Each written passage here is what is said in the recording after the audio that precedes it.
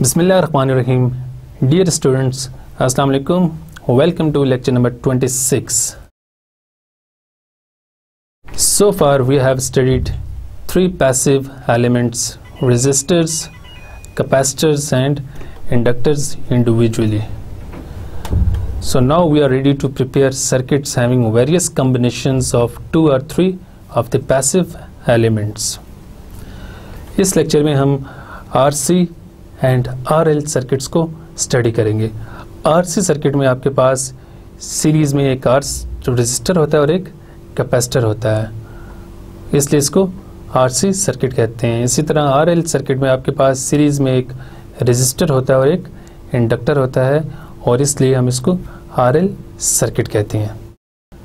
We will carry the analysis of RC and RL circuits by applying Kirchhoff's laws and the differential equations resulting from analyzing RC and RL circuits are of the first order.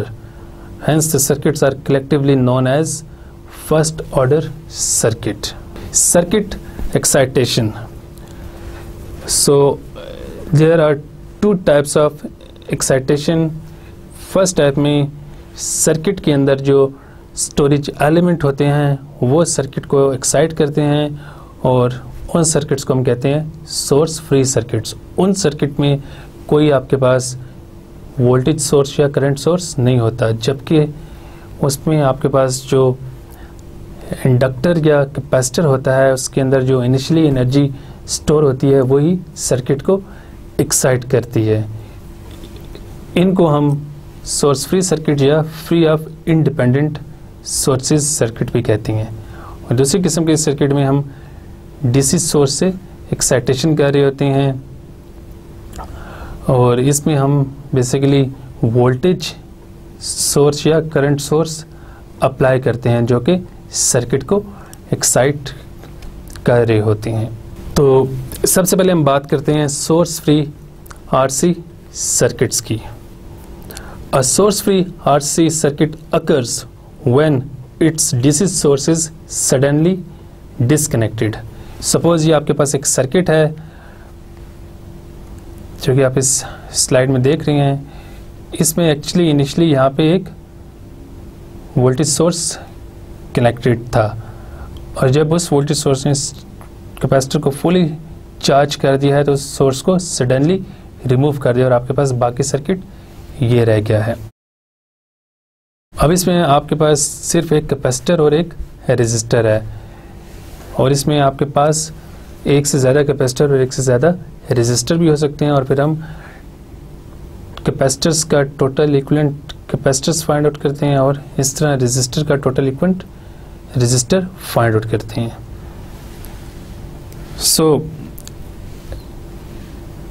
इस case में हमारा जो objective है वो हमने voltage find out करनी है across the capacitor, and that will be the voltage response of the circuit. So from this figure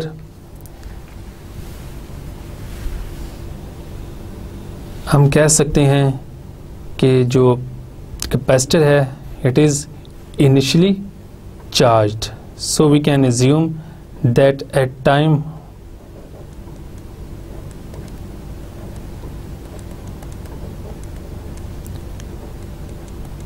T is equal to 0,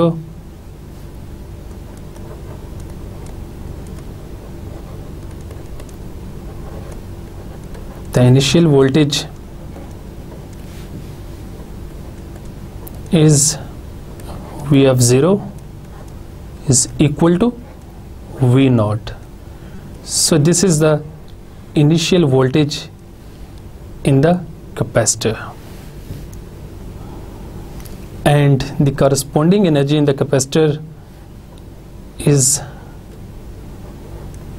W of 0 is equal to half C V naught square, because energy का formula half C V square के equal होता है, तो यहाँ V की जगह हम put कर देते हैं V नॉट, तो ये हमारे पास आ जाएगा energy at time t is equal to 0 is equal to half C V not square.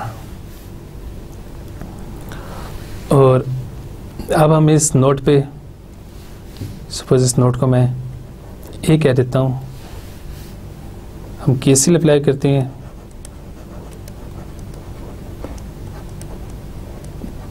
Apply KCL at node A, तो हमारे पास I C plus I R is equal to 0 equation आ जाएगी। And we know that IC is equal to C dV by dt and IR is equal to V by R। तो यहाँ IC की जगह हम ये पुट कर देते हैं और IR की जगह हम ये पुट कर देते हैं, तो हमारे पास इक्वेशन की नई फॉर्म आ जाएगी C dV by dt plus V by R is equal to 0। और इस इक्वेशन को हम कहते हैं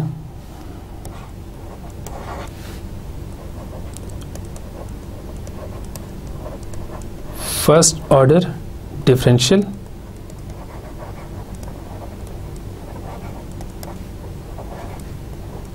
equation, because only the first derivative of v is involved। अब इसको हम सॉल्व करते हैं। So in order to solve it we first rearrange it. तो जब हम इसको रीअरेंज करेंगे तो हमारे पास ये इक्वेशन आ जाएगी D V by D T plus V by R C is equal to 0। Integrating both side,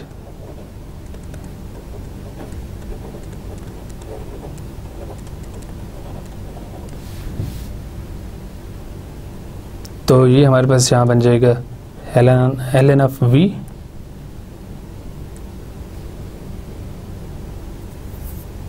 and -1 by RC plus ln of A, and this is the constant of integration।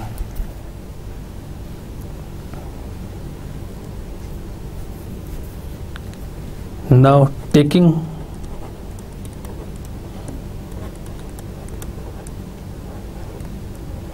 powers of E produces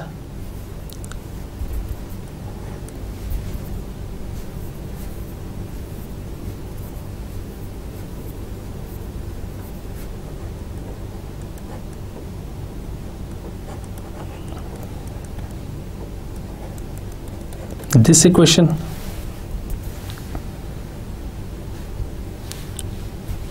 and E और ln cancel हो जाएंगे और आपके पास यहाँ आ जाएगा V by A is equal to E minus E raise to power minus T by R C. आपके पास T था,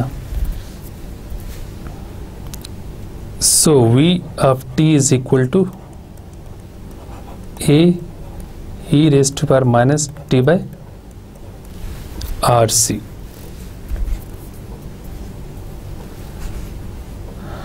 From initial condition we know that V of 0 is equal to V naught।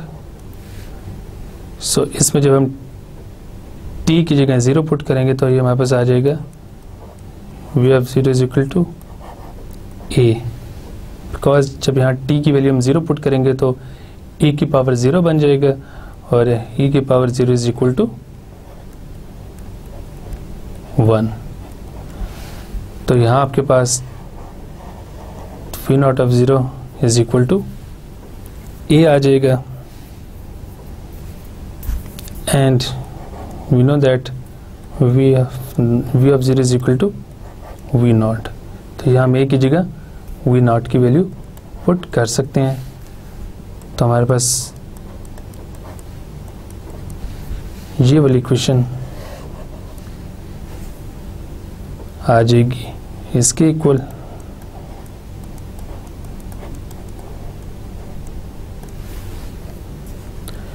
And this is the voltage response of the RC circuit, and it is an exponential decay of initial value.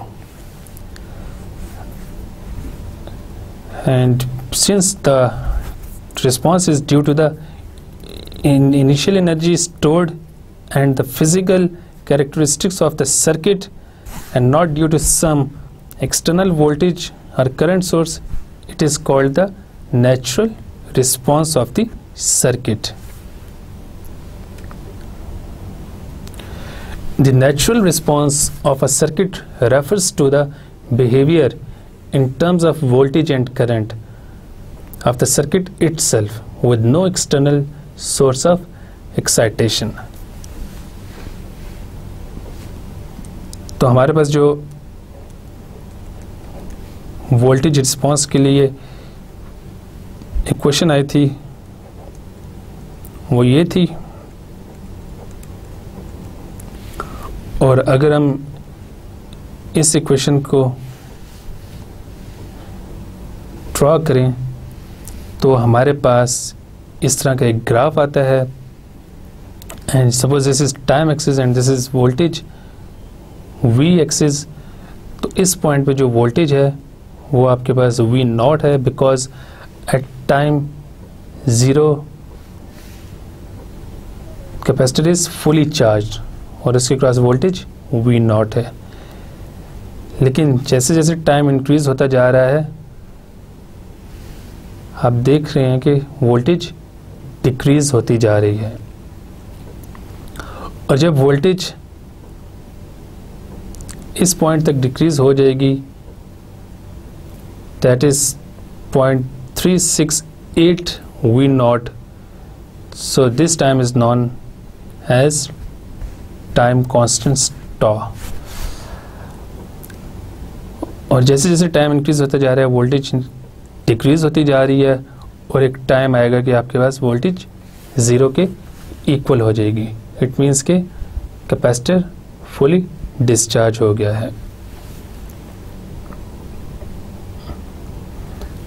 The time constant of a circuit is the time required for the response to decay by a factor of 1 by E or 36.8% of its initial value। जैसे पहले मैंने आपको बताया कि जब value यहाँ से यहाँ तक डिक्रीज होती है तो यहाँ तक V नॉट का 36.8% डिक्रीज हो चुका होता है, और इस पॉइंट पे जो कॉरस्पॉन्डिंग टाइम होता है इसको हम टाइम कांस्टेंट कहते हैं। अभी जो हमारे पास वोल्टेज रिस्पांस आया था, अगर हम with the help of calculator इस इक्वेशन को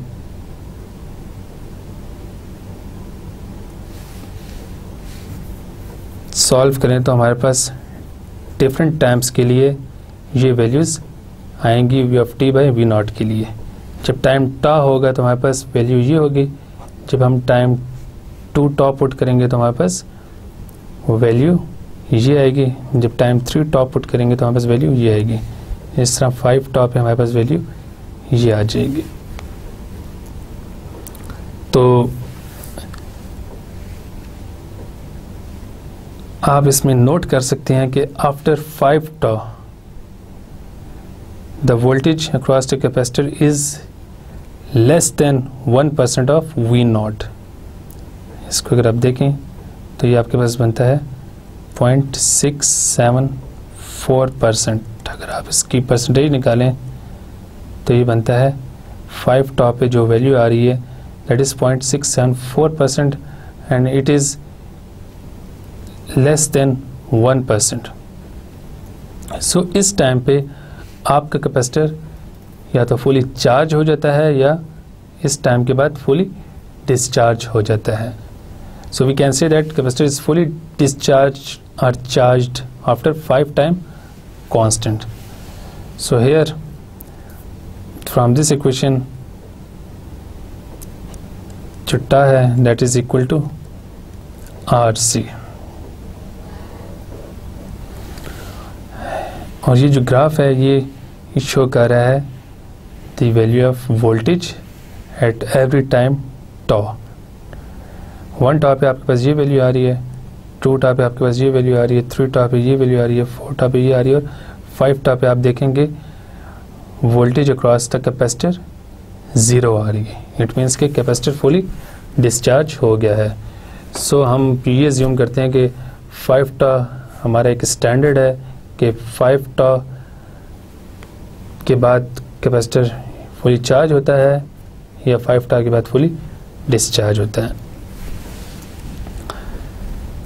to find t from the response curve, अगर आप इस कर्व को ड्रा कर लेते हैं तो आप इस ग्राफ की हेल्प से टॉ की वैल्यू फाइंड आउट कर सकते हैं by drawing the tangent to the curve. The tangent intercept with the time axis at t is equal to tau. अगर आप यहाँ पे टेंजेंट ड्रा करें तो आप देख सकते हैं कि ये जो टेंजेंट है वो x एक्सिस को इस जगह पे इंटरसेप्ट कर रहा है और इस केस में जो हमारा x एक्सिस है वो टाइम एक्सिस के इक्वल है. So this will give the value of tau. अब ये एक और ग्राफ है and this is basically a plot of v by v naught is equal to e raised to power minus t by tau for various values of the time constant. तो ये 3 graphs आप देख सकते हैं. जब आपके पास tau की value कम है इट मीन्स कि आपके पास कैपेसिटर क्विकली डिस्चार्ज होगा. So we can say that the in this case the response is the faster. लेकिन जैसे ही tau की वैल्यू इंक्रीज होती जा रही है आपके पास जो सर्किट का रिस्पांस है वो भी स्लो होता जा रहा है. और जब t की वैल्यू आपके पास 2 हो जाएगी तो इस केस में इसका जो रिस्पांस है वो और स्लो हो जाएगा और it will take longer time to reach to steady state. तो tau की वैल्यू कुछ भी हो, 0.5 हो, 1 हो, 2 हो, कुछ भी हो, लेकिन it is understood and it is mandatory कि आपके पास जो रिस्पांस है वो स्टेडी स्टेट तक पहुंच जाएगा after 5 time constant. And steady state वो स्टेट होती है जिस पे सर्किट बिल्कुल स्टेबल हो जाता है और इसमें कोई और चेंज नहीं आती. अभी जो हमने वोल्टेज फाइंड आउट की थी कुछ देर पहले, that is v of t is equal to v not e minus t by tau. तो इस वोल्टेज की हेल्प से हम करंट IR फाइंड आउट कर सकते हैं. IR of t is equal to v of t by r. तो इसमें v ऑफ t की वैल्यू पुट कर देते हैं v not e minus t by tau divided by r. So this is the current through resistor. Now we find the power dissipated in resistor. So P of t is equal to v IR. So इसमें हम v की value put करते हैं which is v not e minus T by tau और IR की value put करते हैं v not e T minus tau by r. जब आप इसको सिंप्लीफाई करेंगे तो आपके पास ये आ जाएगा v not square divided by r e minus 2t by tau. और अब हम एनर्जी फाइंड आउट करते हैं absorbed by the resistor. So energy के लिए हमारे पास फार्मूला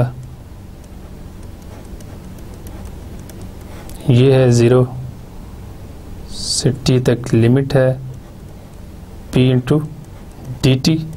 तो अब यहाँ p की वैल्यू हम पुट करते हैं जो कि हमने यहाँ पे फाइंड आउट की है। तो हम इसको लिख सकते हैं limit is from 0 to t and integral of v not square divided by r e minus 2t by tau into D T. और इसको अब हम सॉल्व करते हैं तो ये आपके पास आ जाएगा minus tau V not square divided by 2r e minus 2t by tau and limit is from 0 to t। So अब इसमें हम लिमिट पुट करते हैं तो ये हमारे पास आ जाएगा half CV naught square 1 minus e minus 2t by toe.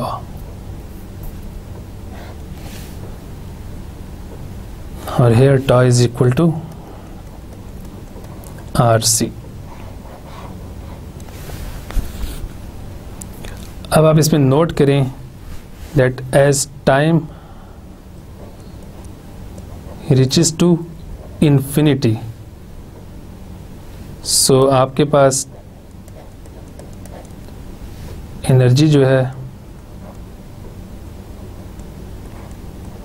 at time infinity is equal to half CV naught square. And शुरू में हमने जो देखा था कि energy stored in the capacitor at time 0 is equal to half CV naught square. So ये दोनों energy same आ रही हैं। This is the energy initially stored in the capacitor and this is the energy dissipated in resistor after long time. So we can say that the energy that was initially stored in the capacitor is eventually dissipated in the resistor. So अगर हम RC circuit को summarise करें तो हमारे पास ये चीज़ आती है कि the key to working with a source free RC circuit is finding number one is initial value V naught is equal to V naught across a capacitor and the time constant tau। तो इन दोनों items की help से आप voltage across the capacitor find out कर सकते हैं। और जब आपके पास वोल्टेज अक्रॉस द कैपेसिटर आ जाएगी तो आप दूसरे variables for example current through the capacitor, voltage across the resistor and current through the resistor easily find out कर सकते हैं with the help of this equation जो कि हमने अभी previous slide में find out किए हैं। Example 1, in the figure let VC of 0 is equal to 15 volt and we have to find VC, Vx and Ix for t greater than 0। यहाँ पे जो VC of 0 15 volt given है, this is the charge stored in the capacitor at time t is equal to 0। और हमें VC voltage across capacitor, Vx voltage across resistor and Ix find out करने हैं। तो सबसे पहले हम इस सर्किट का थेवेनिन इक्विवेलेंट फाइंड आउट कर लेते हैं across the terminals of capacitor। तो आप देख सकते हैं कि इसमें 8 ओम और 12 ओम रेजिस्टर ये दोनों सीरीज़ में हैं और देन ये 5 ओम रेजिस्टर के साथ पैरेलल हैं। तो थेवेनिन थ्योरम जैसे कि हमने पढ़ा था कि उसमें हम इस केस में ये अज्यूम करते हैं कि ये हमारे पास इन दो टर्मिनल के अक्रॉस हमने थेवेनिन इक्विवेलेंट फाइंड आउट करना है। तो हम इस सर्किट को रीड्रॉ कर सकते हैं ऐसे।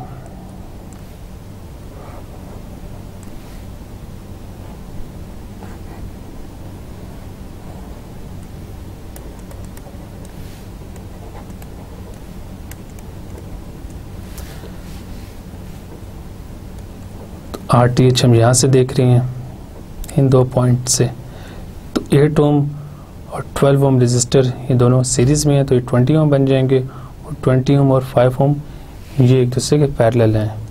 तो हम लिख सकते हैं कि R थेवेनिन और R equivalent is equal to 20 × 5 divided by 20 + 5, तो ये आपके पास बन जाएगा 4 ओम की इक्वल। तो अब हम इसका इक्विवेलेंट सर्किट बनाते हैं। तो यहाँ आपके पास कैपेसिटर वापस आ जाएगा, और यहाँ आपके पास इक्विवेलेंट रेजिस्टेंस आ जाएगी विच इज़ 4 ओम।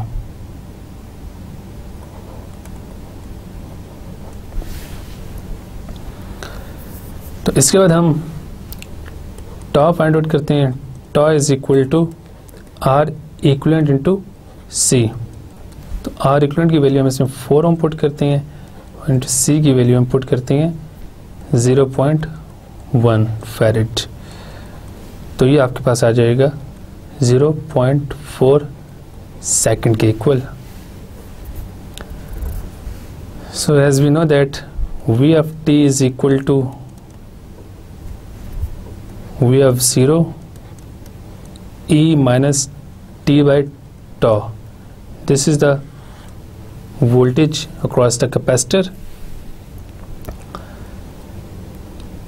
So हम इसको लिख सकते हैं VC is equal to V of t, V naught की जगह हम पुट कर देते हैं 15 VC,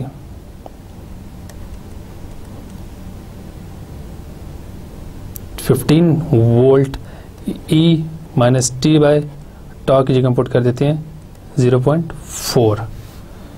तो VC आपके पास आ जाएगा 15 E माइनस 2.5 टी के इक्वल।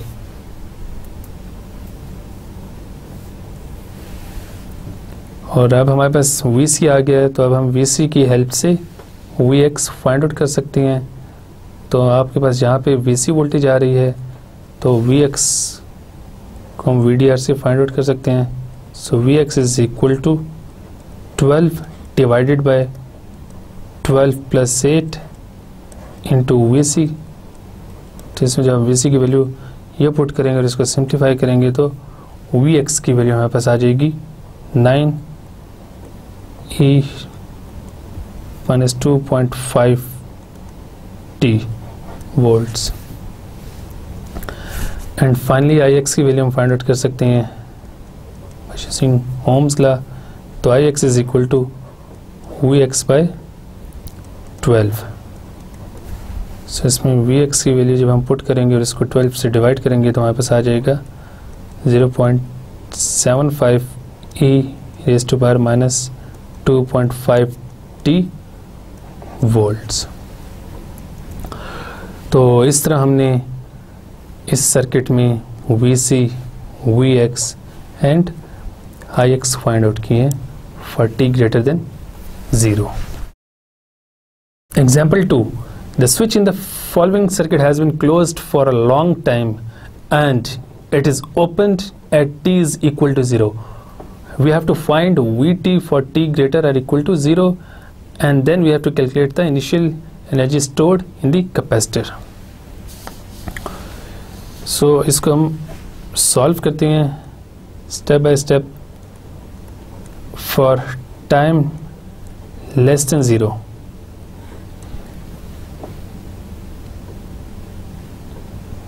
तो टाइम लेस देन 0 के लिए स्विच जो है वो क्लोज्ड है, तो हमारे पास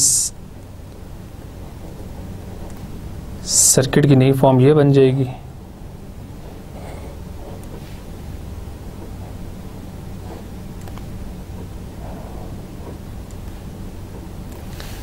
क्योंकि हमें पता है कि जो कैपेसिटर है वो डीसी वोल्टेज के लिए ओपन हो जाता है, तो यहाँ पे आपके पास ये एक ओपन पाथ बन जाएगा। ये आपके पास 3 ओम का रजिस्टर है, ये आपके पास 9 ओम का रजिस्टर है और ये आपके पास 1 ओम का रजिस्टर है। जब यहाँ से पाथ ब्रेक हो गया तो इसका इफेक्ट ख़त्म हो जाएगा।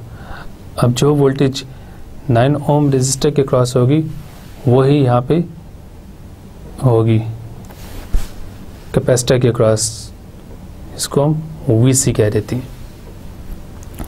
सो VC T is equal to 9 divided by 3 plus 9 into 20। जब आप इसको सिंप्लीफाई करेंगे तो आपके पास VC of T आ जाएगा 15 volt for T less than 0। And as we know that the voltage across a capacitor cannot change instantaneously, so we can say the voltage across the capacitor at T is equal to 0 minus is the same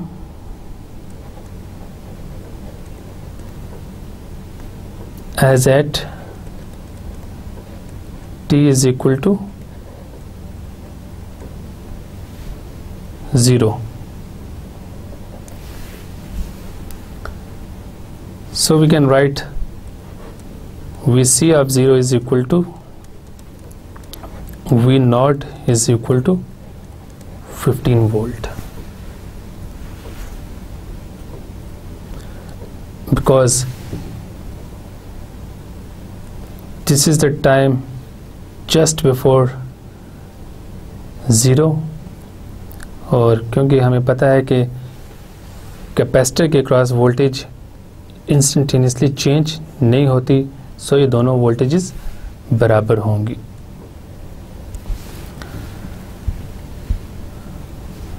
now for T greater than 0 की हम बात करते हैं। अब switch open हो जाएगा तो अब आपके पास सर्किट की फॉर्म बनेगी लाइक this।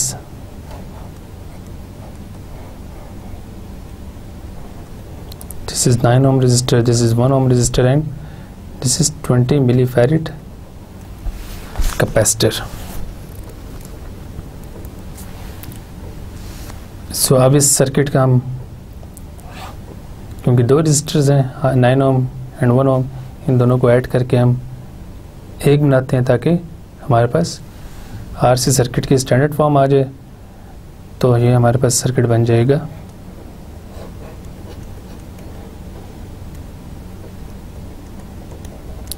लाइक दिस, और इसके क्रॉस जो वोल्टेज है वो VC है and VC is equal to V naught which is equal to 15 volts। अब हम टाइम कांस्टेंट की वैल्यू फाइंड आउट करते हैं।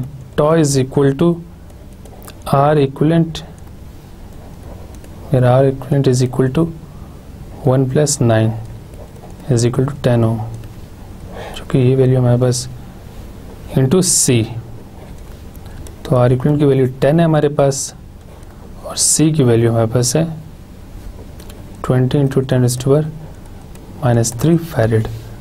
तो इन दोनों को जब आप मल्टीप्लाई करेंगे तो आपके पास टॉ की वैल्यू आ जाएगी 0.2 second. Now the voltage across the capacitor for T greater or equal to 0 is V of T is equal to VC of 0 E minus T by tau। इसमें हम VC की वैल्यू पुट कर देते हैं which is 15 volts, E minus T by, यहाँ tau की value put कर देते हैं 0.2 वोल्ट्स, और इसको जब हम सिंप्लीफाई करेंगे तो हमारे पास V of T की वैल्यू आ जाएगी 15E माइनस 5T वोल्ट्स। अब हम एनर्जी फाइंड आउट करते हैं. Initial energy stored in the capacitor. So at time t is equal to 0 capacitor में जो एनर्जी स्टोर थी वो half C V C square के ऊपर स्क्वायर के इक्वल है. और इसमें जो हम वैल्यूज पुट करेंगे, हाफ सी की वैल्यू 20 इंटू 10⁻³ एंड वी सी की वैल्यू 15 है और इसका स्क्वायर लेते हैं. और अब इसको हम सिंप्लीफाई करेंगे तो हमारे पास एनर्जी की वैल्यू आ जाएगी 2.25 joule. So this is the initial energy stored in the capacitor. अब हम बात करते हैं सोर्स फ्री आरएल सर्किट की. तो सोर्स फ्री आरएल सर्किट की फॉर्म हमारे पास कुछ इस तरह होती है. उसमें एक इंडक्टर होता है आपके पास और एक सीरीज में रेजिस्टर होता है. So at time t is equal to 0, we assume that inductor is fully charged. So we can write I of 0 is equal to I naught, and the corresponding energy stored in the inductor is equal to half L I naught square. Now apply KVL around this loop, so we will get the following equation of voltage. As we know that VL is equal to L di by dt and VR is equal to I R. This is current I. तो इसमें VL की value हम put कर देते हैं L di by dt और इसमें यहाँ पे VR की वैल्यू पुट कर देते हैं IR and this is equal to 0. इन टर्म्स को थोड़ा सा रीअरेंज करना तो हम इसको लिख सकते हैं di by dt plus R by L into I is equal to 0.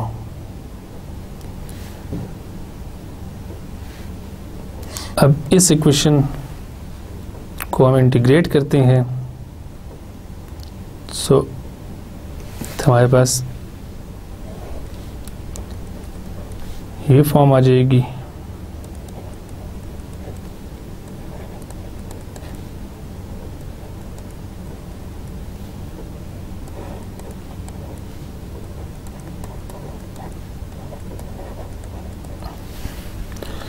तो हमारे पास ये जो इक्वेशन आई थी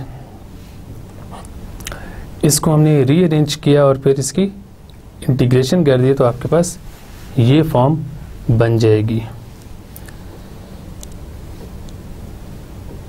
सो आपके पास यहाँ पे आ जाएगा L and I and limit is from I naught to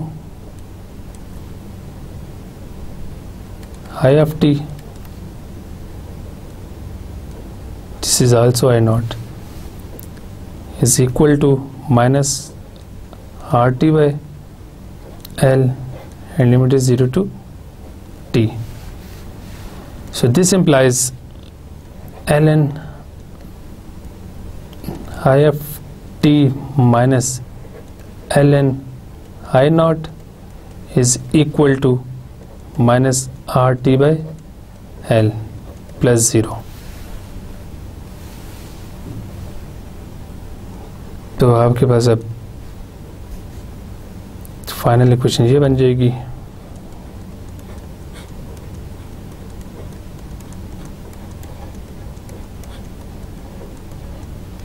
Now taking the power of E,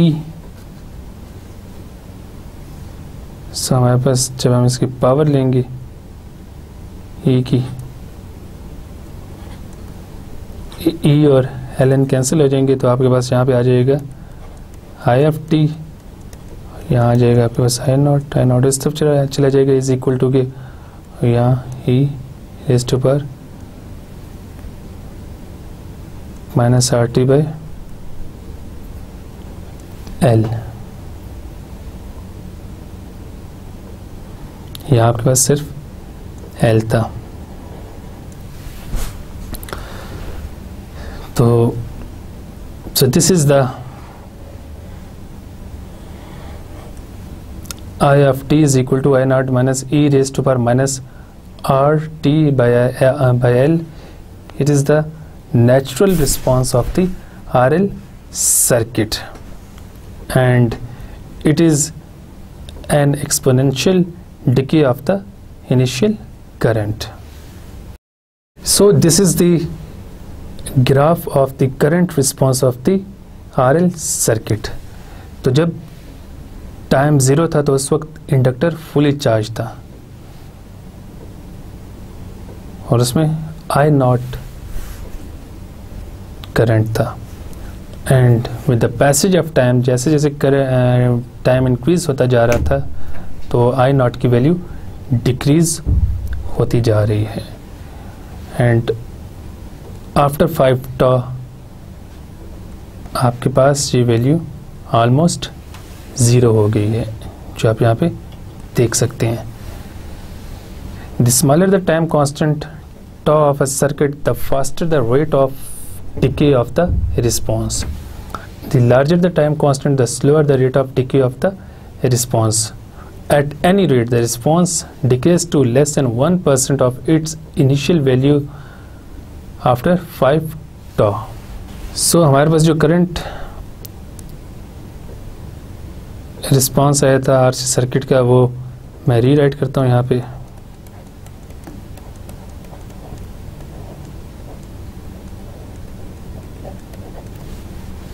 सो यहाँ पे हम आरएल सर्किट के लिए टाइम कांस्टेंट लिख सकते हैं एल बाई आर। सो आपके पास करंट आ जाएगा equals to E minus t by tau. अब हम इस करंट की हेल्प से voltage across the resistor find out कर सकते हैं। So voltage across the resistor is equal to I R, और इसमें आई की वैल्यू हम ये पुट करते हैं I naught E minus T by tau into R, और power dissipated in the resistor is equal to V R into I. तो V are की वैल्यू हमारे पास ये है और आई की वैल्यू ये है। इन दोनों को जब हम मल्टीप्लाई करेंगे तो हमारे पास आ जाएगा I naught square R E minus 2t by tau,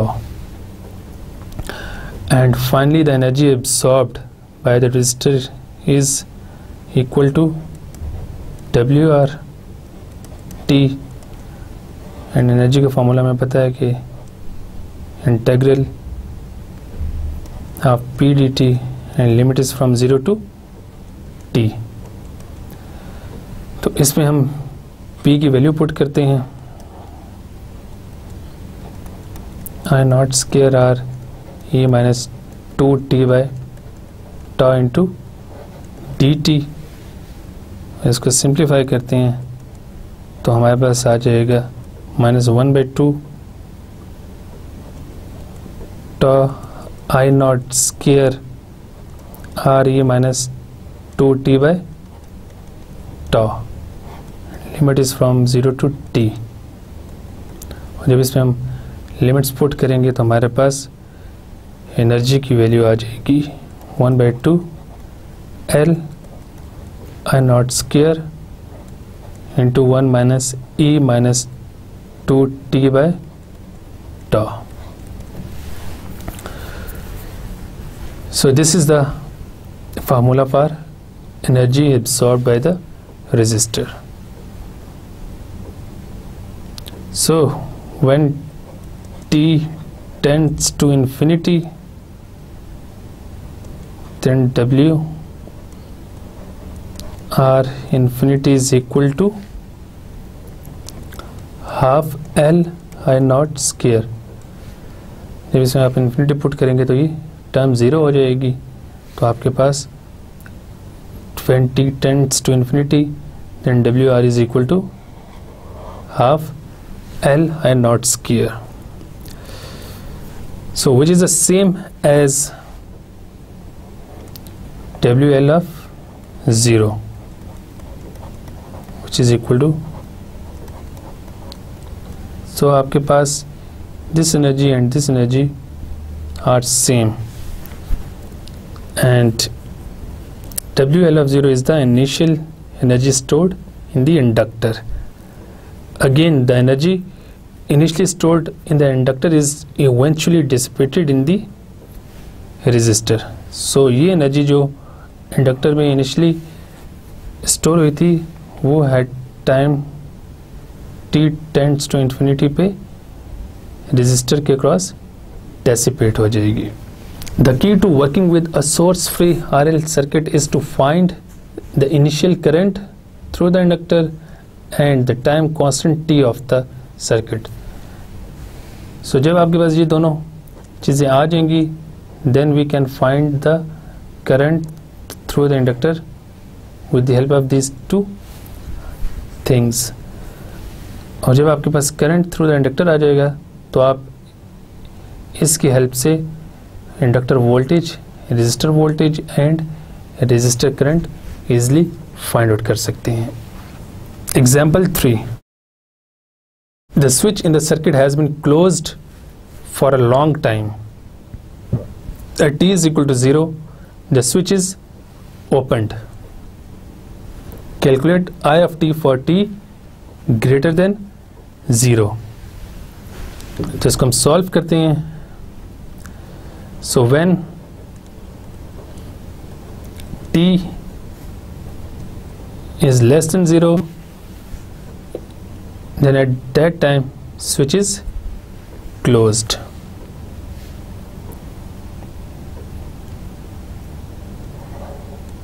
तो सर्किट को हम रीड्रॉ करते हैं।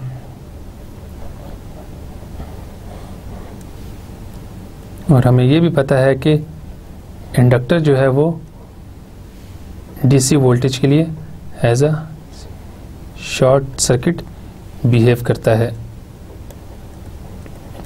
ये 40 वोल्ट है, ये 2 ओम है, ये 4 ओम है, ये 12 ओम्स हैं और ये 16 ओम्स है।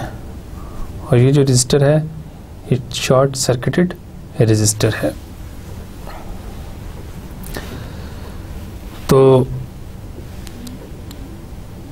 इस करंट को फाइंड आउट करने के लिए हम इस सर्किट को रीड्रॉ करते हैं।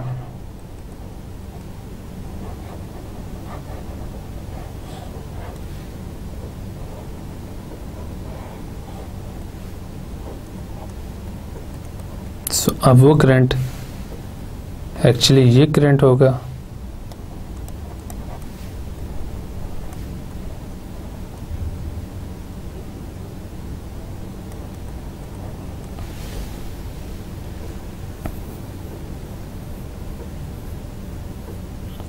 अब इस सर्किट में आप देखें तो 4 ओम रेजिस्टर और 12 ohm resistor they are in parallel with each other, so we can write 4 into 12 divided by 4 + 12। इसको सॉल्व करेंगे तो 3 ओम बन जाएगा।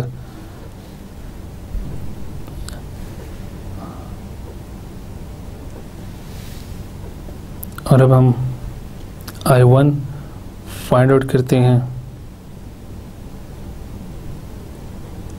And I1 is the current through this resistor. So I1 is equal to 40 divided by 2 plus 3। तो I1 की value हमारे पास आ जाएगी 6 एम्पेयर्स के इक्वल 40 लेस देन 0।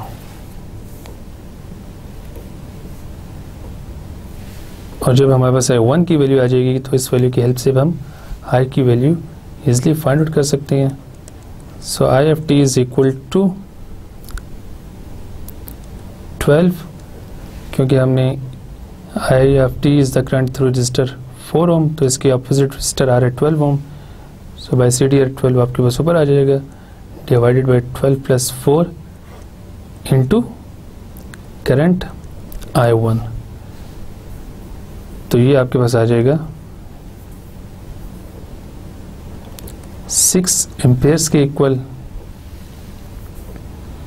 और जो I1 है वो एक्चुअली 40 डिवाइडेड बाई 5 8 एम्पेयर्स के इक्वल होगा आपके पास। तो अब I1 आपके पास 8 एम्पेयर्स है और जो ये करंट है वो आपके पास 6 एम्पेयर्स के इक्वल है। And we know that the current through an inductor cannot change instantaneously, so we can write IF0 is equal to IF0 minus is equal to 6 ampere. So जब स्विच को हम close कर देंगे for t greater than 0, तो अब इस case में आप देख सकते हैं कि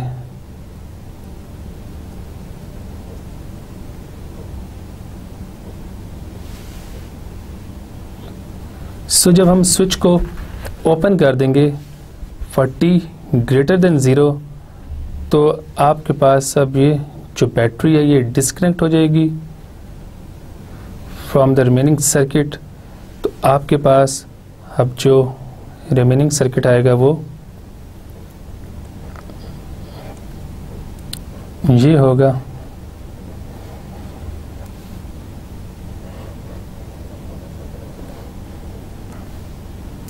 ट्वेल्व ओम, यहाँ पे आपके पास 4 ओम रजिस्टर है, यहाँ आपके पास 16 ओम रजिस्टर है, और ये आपके पास 2 हेनरी का इंडक्टर है, और यहाँ से करंट IFT पास कर रहा है। तो इस सर्किट में हम सबसे पहले R इक्विवेलेंट फाइंड आउट करते हैं across the terminal of inductor. तो R इक्विवेलेंट आपके पास आ जाएगा 12 प्लस 4 पैरेलल टू 16। तो आप इसको जब सिंप्लीफाई करेंगे तो आपके पास 8 ओम की इक्वल आ जाएगा। और अब यहाँ से हम टाइम कांस्टेंट फाइंड आउट कर लेते हैं।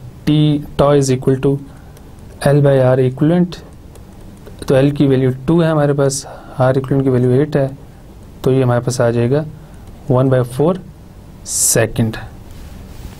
सो IFT is equal to IF0 E minus T by tau. So IF0 की वैल्यू हमारे पास आई थी 6 एम्पेयर्स की इक्वल। सो यहाँ हम 6 पुट कर लेते हैं, E माइनस T बाई 1/4। तो ये आपके पास आ जाएगा 6 e raised to power minus 4 t। सो ये आपके पास करंट थ्रू द इंडक्टर आ जाएगा। Example 4, in the circuit shown in the following figure find I naught this current, V naught this voltage, and I the current through the inductor for all time, assuming that the switch was open for a long time। So इसको अब solve करते हैं। when t less than 0, so उस वक्त switch open था, and क्योंकि inductor acts like a short to DC, तो आपके पास ये जो 6 ओम रजिस्टर है ये शॉर्ट सर्किटेड रजिस्टर बन जाएगा, और देन हम करंट I फाइंड आउट कर सकते हैं। तो सबसे पहले हम सर्किट को रीड्रा करते हैं।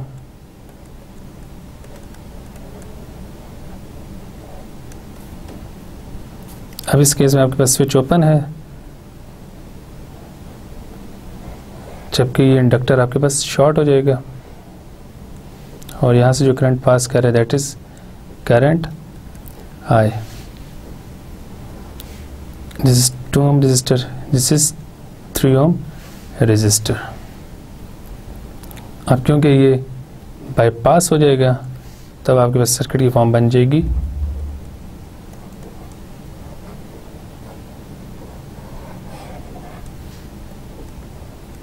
सिंपल। अब आपके पास एक सीरीज सर्किट बन गया है। ये 2 ohm रेजिस्टर है, ये 3 ohm रेजिस्टर है और ये आपके पास जो करंट यहाँ से पास करे that is current I.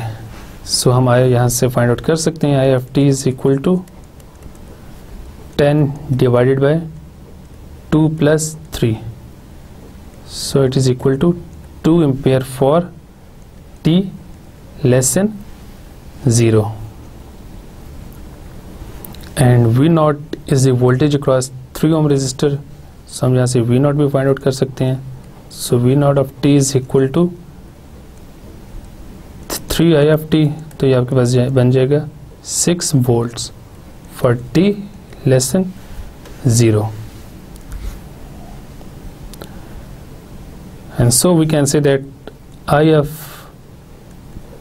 0 is equal to 2 from this equation. Now when t is greater than 0 then इस केस में आपके पास स्विच क्लोज हो जाएगा और अब इस केस में वोल्टेज सोर्स शॉर्ट हो जाएगा। तो अब हमारे पास जो एक नया सर्किट बनेगा वो ये होगा।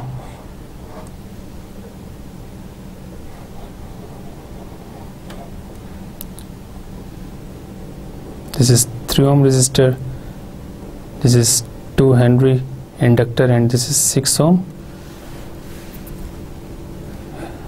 resistor। और यहाँ पे जो वोल्टेज है that is V नॉट और यहाँ पे जो करंट है वो I नॉट है और यहाँ पे जो करंट है that is I।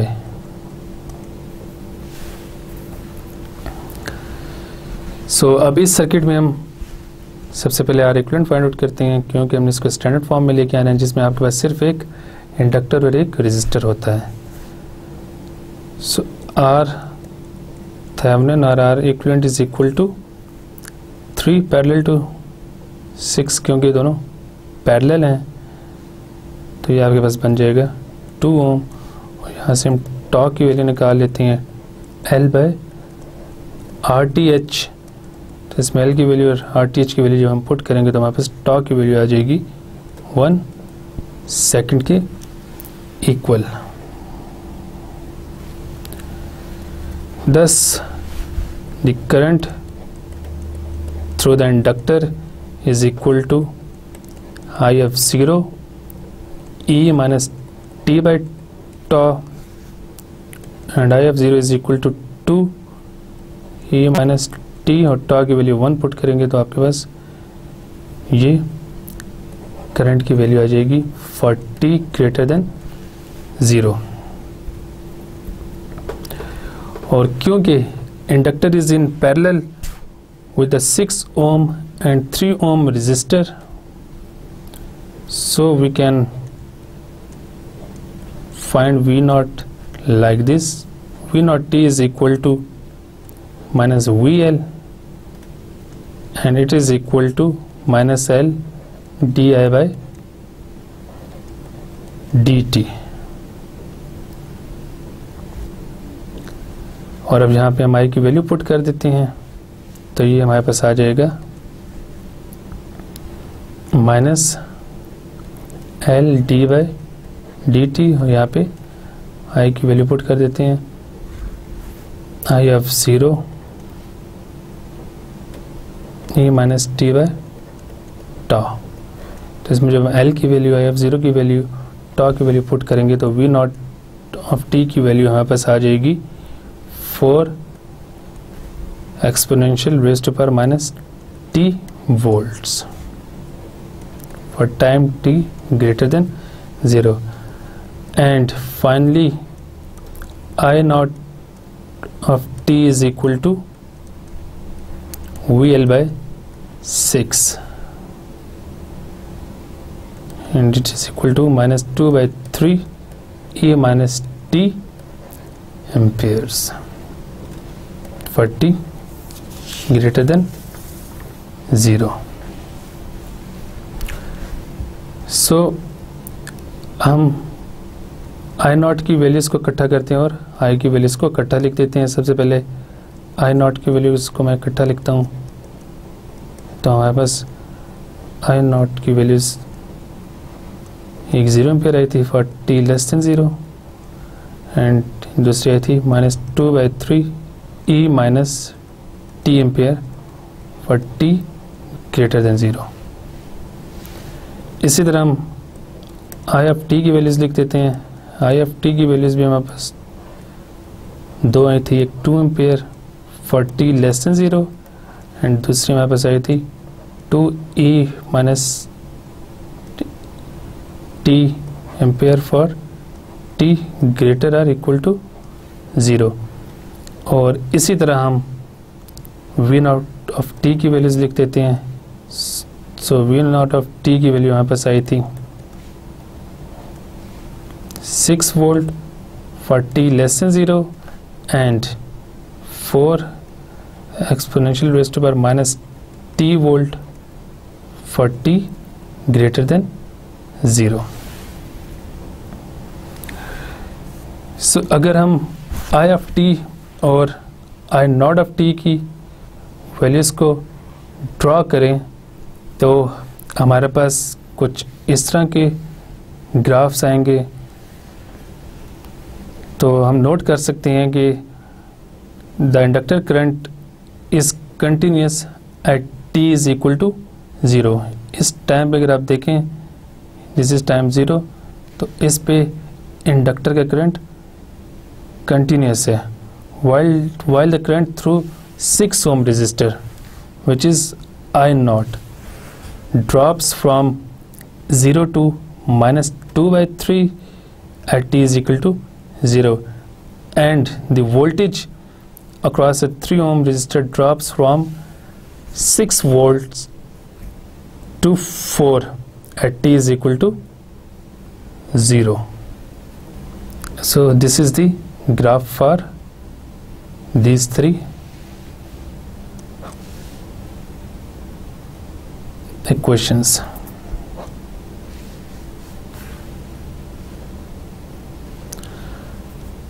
So this is the graph for I of t, which is the current through inductor, and I naught of t, which is the current through 6 ohm resistor. So इसके साथ ही हमारा आज का lecture complete होता है. आज के lecture में हमने सोर्स फ्री आरसी सर्किट को एनालाइज किया है और सोर्स फ्री आरएल सर्किट को एनालाइज किया है. तो इसके साथ ही मुझे इजाज़त दीजिए. अल्लाह हाफिज़.